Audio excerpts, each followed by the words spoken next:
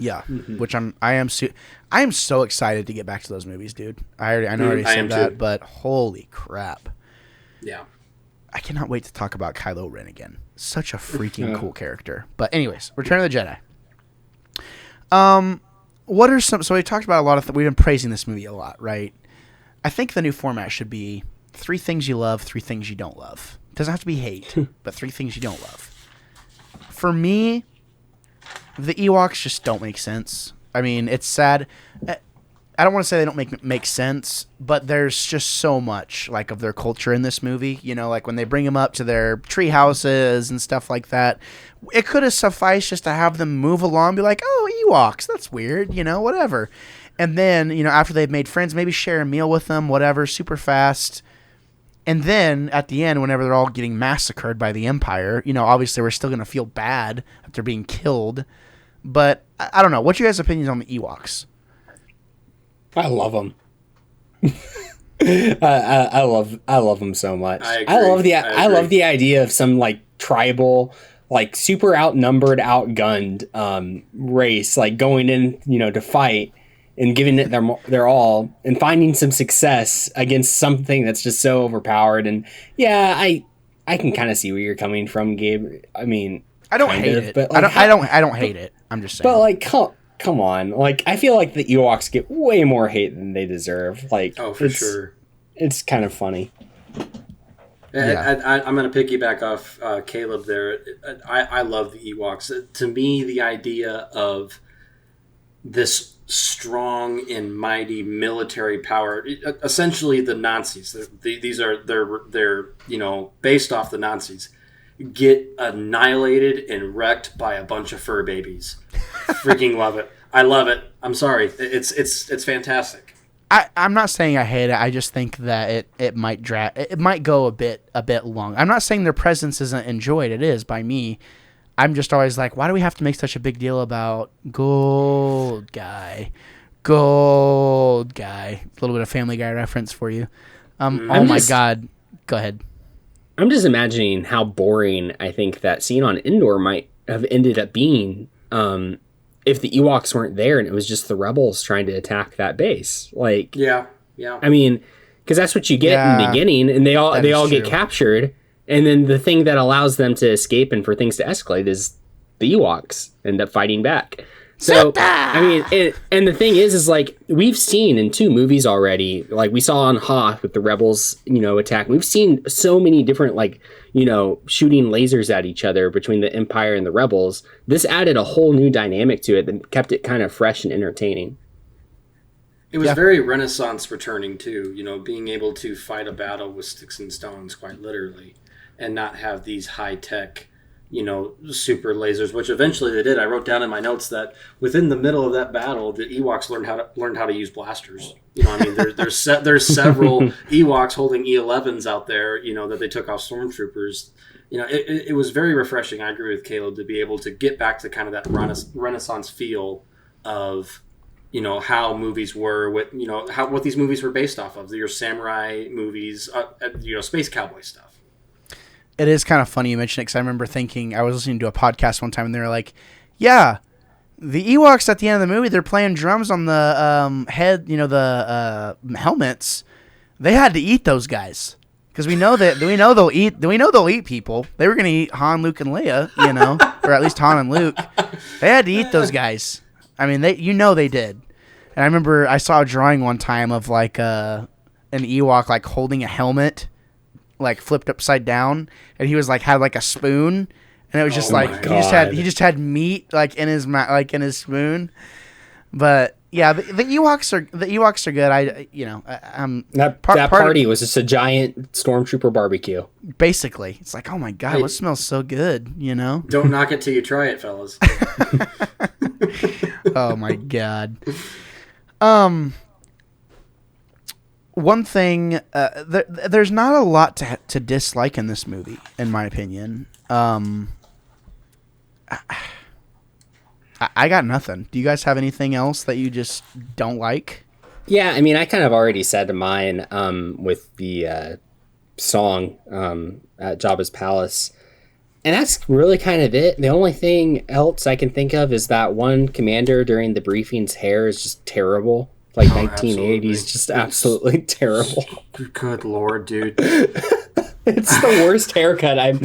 It's like one of the worst haircuts I've ever seen in a movie, and it's not trying to be. Like it's not the intent of it at all, but it looks so bad. But no, other than that, like it's so much fun, man. I just have such a blast watching this movie. One thing I have that I question is I can't decide whether Vader has a plan this entire time or if he's actually playing into his emotions. You know, because it seems like, I mean, he could have took care of Luke right then and there on Endor, because Luke was already defiant at that point. Like Vader could look at Luke and say, "This kid has too much of me in him. He's not going to turn. I already know he's not going to turn." He ignites the lightsaber, which I feel like is a play that, okay, yeah, we think that's an intimidation tactic, but I'm not convinced. I'm not convinced at all. And then he doesn't take the chance when he has it. And then we're in the throne room. Luke does his double backflip or whatever back onto the balcony, and then Vader throws his lightsaber at him. Is Luke really that skilled to dodge a lightsaber thrown by one of the greatest Sith that has ever walked the galaxy, or did Vader throw that and miss on purpose? That's one of the things I don't care for. Is I can't tell if it's him having a plan or if it's him playing stupid. I think a lot of like Vader, you can see where he's like emotionally digressing, if that makes any sense, from his plan. Like I think he still has that plan that he had in Empire. But now he's, Luke says, I think to Leia, that he can feel the good in Vader. And like he can feel that basically since they met on Cloud City. And he keeps repeating that kind of through this movie as he like keeps trying to turn him. And I think it's true. I think Luke can feel that. I think there is good there still in Vader.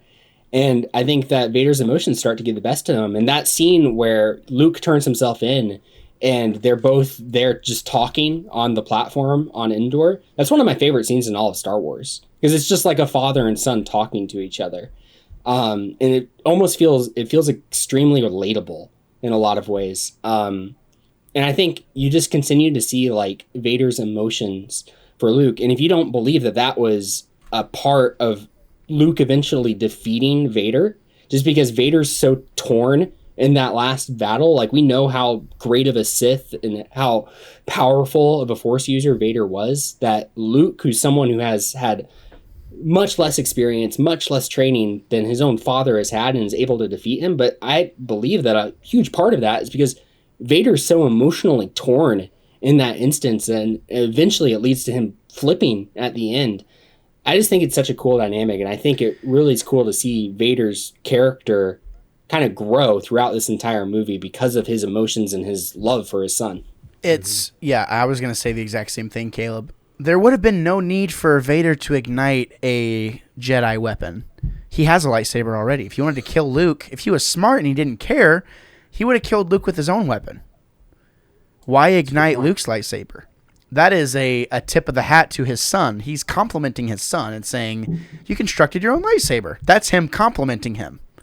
Yep. Why would a Sith I feel like in that instance they're like almost talking like the Empire's not there, the Rebel Alliance isn't there. That's just father and son alone in that instance. Like, and yeah, they're, kind of estranged, but they like, that's almost like Vader doing that is almost a way of him trying to like reach out to Luke and try to connect to him in some way. It's kind of almost how I read into it. Yeah, same. Right. I think him igniting that blade, which to my knowledge, aside from General Grievous, is the only time I've ever seen a Sith, quote unquote, ignite a Jedi weapon.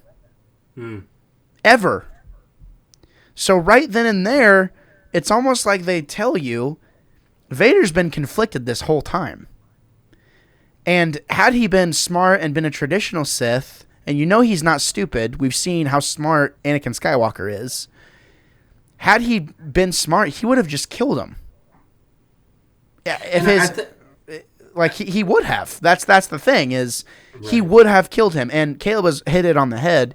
When they fight, Vader, if he wanted to annihilate Luke, if Vader wanted to annihilate the Emperor, he could.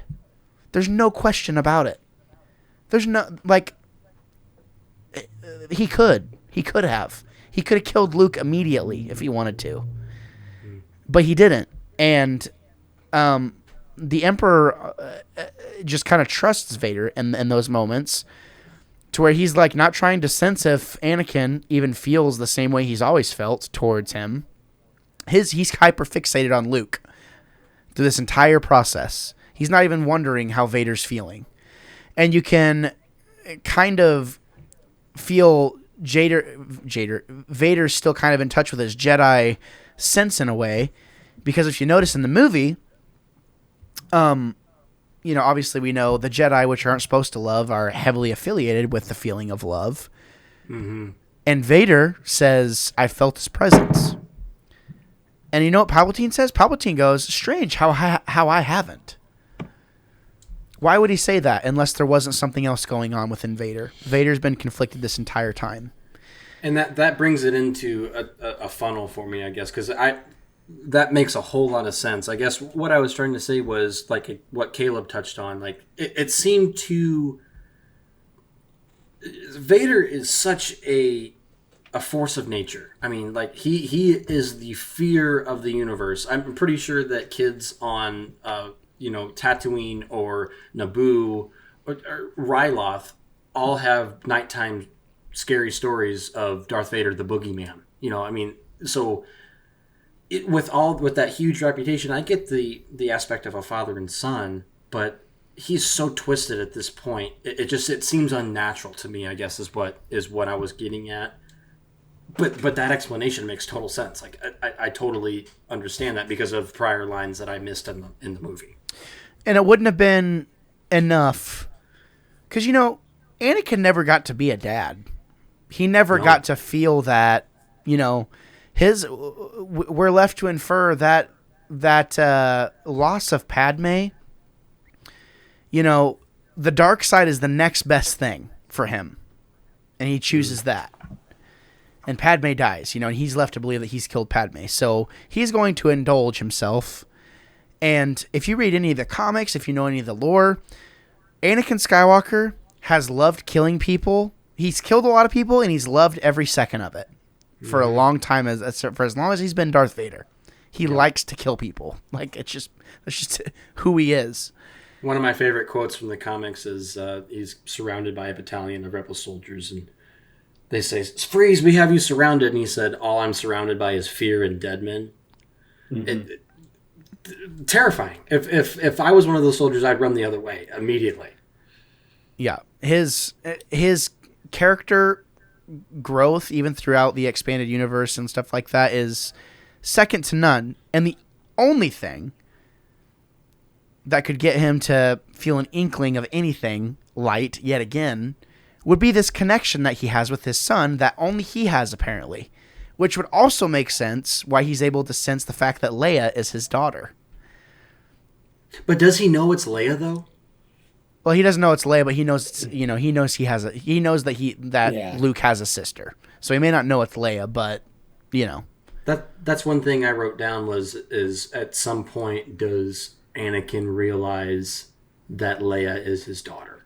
I like how they set that up, how Vader and Luke have this special connection that Sidious does not have, which is even crazier when you think about the dyad we see later on in the series, why Sidious would be like, oh, there was a dyad in the Force, and he couldn't see that either.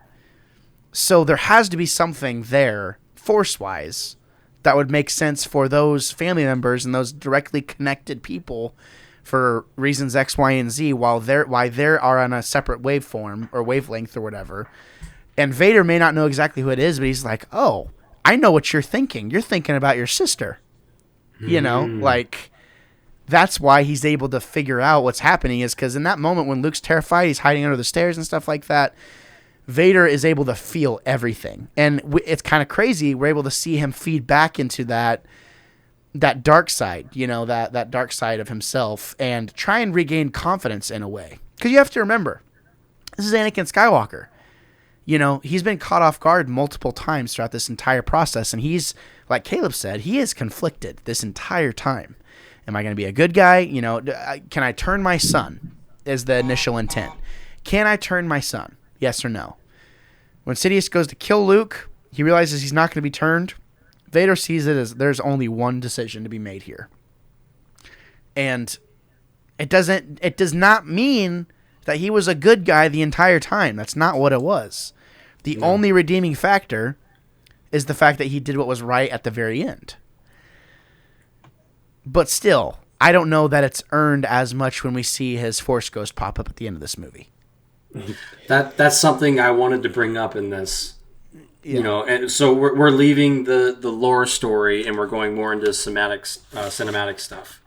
Hayden Christensen as being inputted as the Force Ghost. Worth it, or is Sebastian Shaw a better Force Ghost?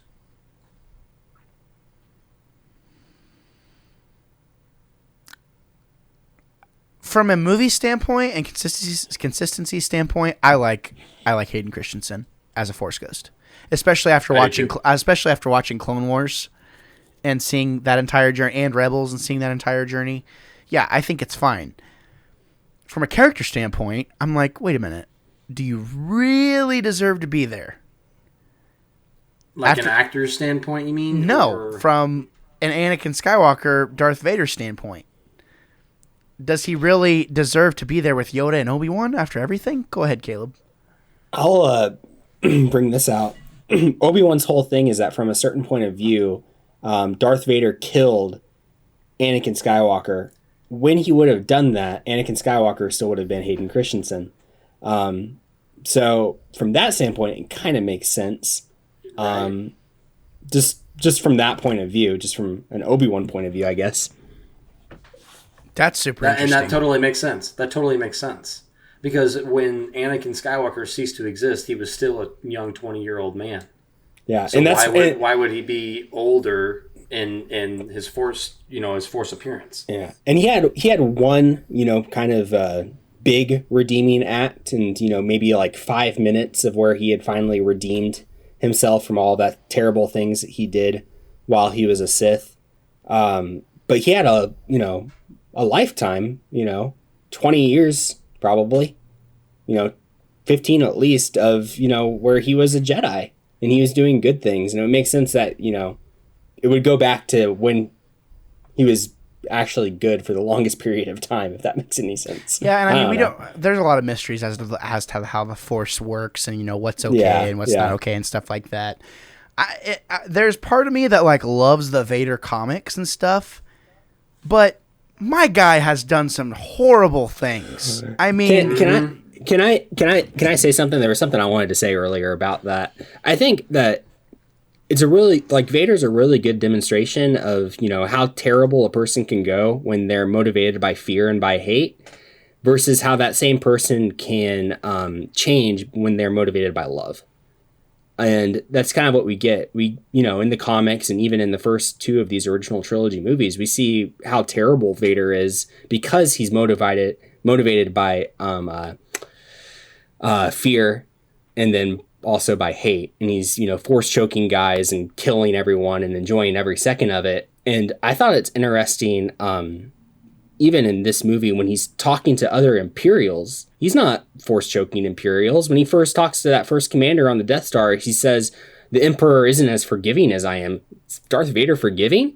It's you can already see that love that he has for Luke is already starting to change part of his personality, and he's becoming a little bit of a better person in baby steps ever since that, first that contact with Luke, and that love is starting to grow with him. And I think that's a cool thing.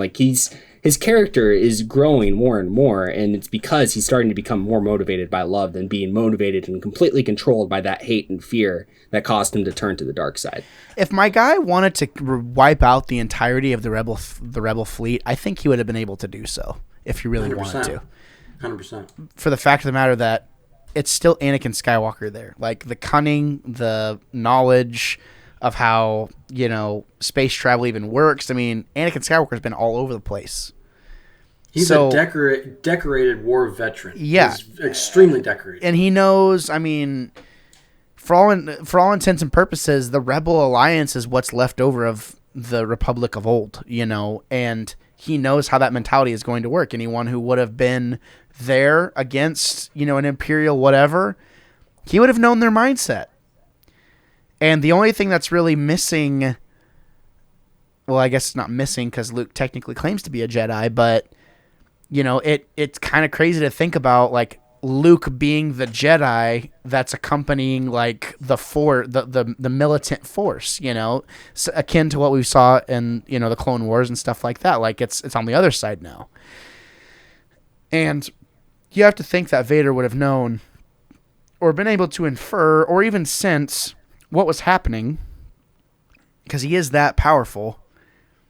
And he would have been able to find the rebels. Like, there's no doubt in my mind if he really wanted to. But like Caleb was saying, from the second he revealed himself to Luke, everything changes for Vader. Everything. Mm-hmm. Well, whatever possessed you to check out any of the content that you saw today, I just want to say thank you so much for doing so. If you check the description down below, you'll see that there's a variety of different projects. So I just wanted to say, if you enjoyed what you saw today, consider giving some of those other projects a chance as well. If you were here for me or for someone else that you saw today, again, just thank you for checking it out, and I hope to see you again. But until next time...